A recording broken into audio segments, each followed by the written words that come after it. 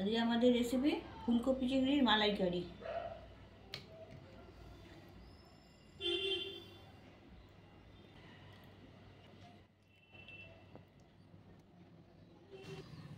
এটা ভাত, রুটি, লুচি, পরোটা সব কিছুর সাথেই ভালো লাগবে, একবার করে দেখবেন। ফুলকপির মালাইকারি রান্নার জন্যে সাদা তেল দিয়ে দিচ্ছি 1 টেবিল চামচ। এটা মশলার পেস্ট করে নেবো।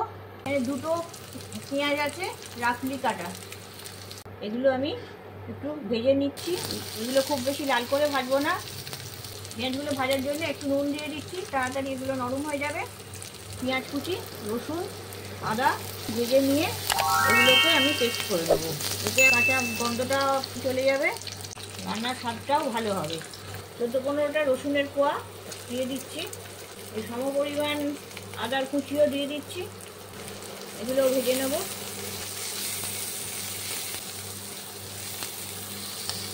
কিছু ডাঁটি ধনে পাতার এগুলো কুচি করা দিয়ে দিচ্ছি।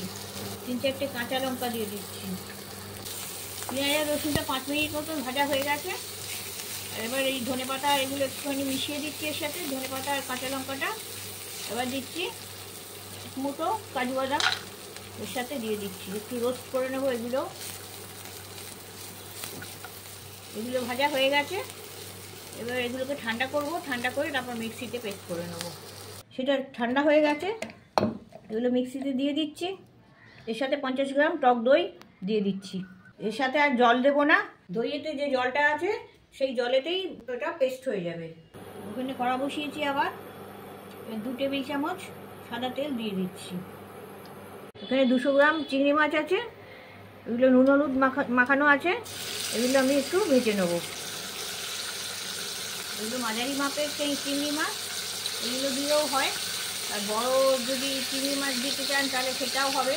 চিংড়ি মাছের মাথা পাওয়া যায়, সেগুলোও দিতে পারেন। রান্নাটাকে স্বাদটা ভালো করার জন্যে চিংড়ি মাছগুলো দেওয়া হয়েছে। মাছগুলো ভাজা হয়ে গেছে, এবার এগুলো তুলে নিচ্ছি। ওই তেলেই আমি 1 টেবিল চামচ ঘি দিয়ে দিচ্ছি। একটা ফুলকপি বড় বড় করে কাটা যাতে দিয়ে দিচ্ছি। ফুলকপিগুলো আমি ভেজে নেবো।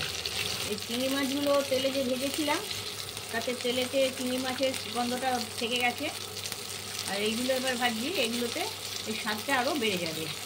এগুলো একটু ঢাকা দিয়ে দিচ্ছি, তাড়াতাড়ি নরম হয়ে যাবে। 2 মিনিট ঢাকা দিয়ে এটা রেখে দিচ্ছি। 2 মিনিট পরে ঢাকনা খুলছি। কপিগুলো সামান্য একটু নুন দিয়ে দিয়েছিলাম, তার থেকে একটু জল বেরিয়েছিল, সেই জলেই কপিগুলো একটু ভাপানো হয়ে গেছে। এগুলো একটু নরমও হয়ে গেছে, এর থেকে বেশি আর ভাজবো না। কপিগুলো তুলে রাখছি।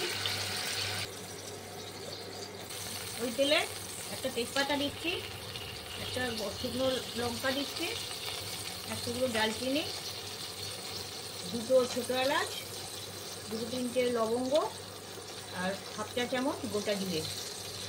এগুলো একটু ভেজে নেবো যাতে তেলের গন্ধটা ঢুকে যায়। এই যে পেস্টটা করে রেখেছিলাম, পেঁয়াজ, আদা, রসুন, কাঁচা লঙ্কা, ধনে পাতার ডাঁটি আর কাজু বাদাম, এই পেস্টটা দিয়ে দিচ্ছি। আর দইও ছিল, এটা একটু কষিয়ে নিচ্ছি।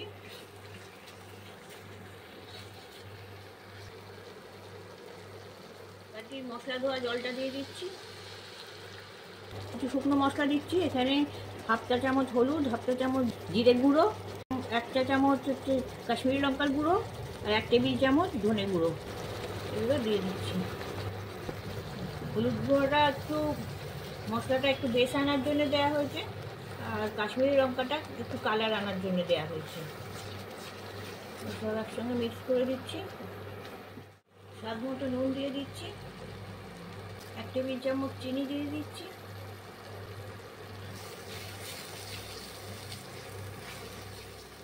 এবার তেল ছাড়তে শুরু করেছে, মশলাটা কষা হয়ে এসছে, মশলা দিয়ে একটা সুন্দর গন্ধ বেরোচ্ছে। কপিগুলো দিয়ে দিচ্ছি, একটুখানি কষিয়ে নেবো কপিগুলো দিয়ে। কপিগুলো কষানো হয়ে গেছে, এবার একটু জল দিয়ে দিচ্ছি, 1 কাপ মতন জল দিয়ে দিচ্ছি। আরও একটু জল দিচ্ছি, কারণ এতে কাজু বাদাম আছে, কাজু বাদামের জলটা টেনে নেয়, জলটা শুকিয়ে যাবে তাড়াতাড়ি, ওই জন্য আর একটু জল দিয়ে দিলাম। এটাকে ঢাকা দিয়ে আমি 2 মিনিট আরও ফুটিয়ে নেব। 2 মিনিট পরে ঢাকনা খুলছি। কপিগুলো গলে গেছে।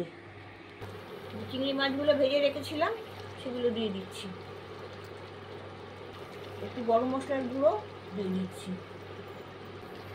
একটু ফ্রেশ ক্রিম দিয়ে দিচ্ছি, 2 টেবিল চামচ ফ্রেশ ক্রিম দিয়ে দিচ্ছি। ধনে পাতা কুচি দিয়ে দিচ্ছি। এগুলো সব একসাথে মিক্স করে দিচ্ছি। ফ্রেশ ক্রিম যদি বাড়িতে না থাকে তাহলে দুধের মালাইটাও দিতে পারেন, আবার গুঁড়ো দুধ ঘন করে গুলেও দেওয়া যেতে পারে। ভালো করে এটা মিক্স করে দিলাম। আপনারা যদি গ্রেভিটা বেশি করে রাখতে চান তাহলে চিংড়ি মাছ দেওয়ার পর 1 মিনিট ঢাকনা দিয়ে ফুটিয়ে নেবেন। আমি একটু কম রাখতে চাই, তাই আমি জোর আঁচে এটা 1 মিনিট ফুটিয়ে নেবো ঢাকনা ছাড়া। এটা অনেক কমে গেছে, এই পর্যায়ে আমি নামিয়ে নেব। আর এর থেকে বেশি ফোটাবো না, ঠান্ডা হলে আরও একটু কমে যাবে গ্রেভিটা। তাই আমি এখানেই রান্নাটা শেষ করে দিচ্ছি। রান্নাটা আমার হয়ে গেছে, ফুলকপি চিংড়ির মালাইকারি আমার রান্না শেষ। এবার আমি ওভেনটা নিভিয়ে দিচ্ছি। ঢাকনা দিয়ে আমি আরও 2 মিনিট স্ট্যান্ডিং টাইমে রেখে দেবো।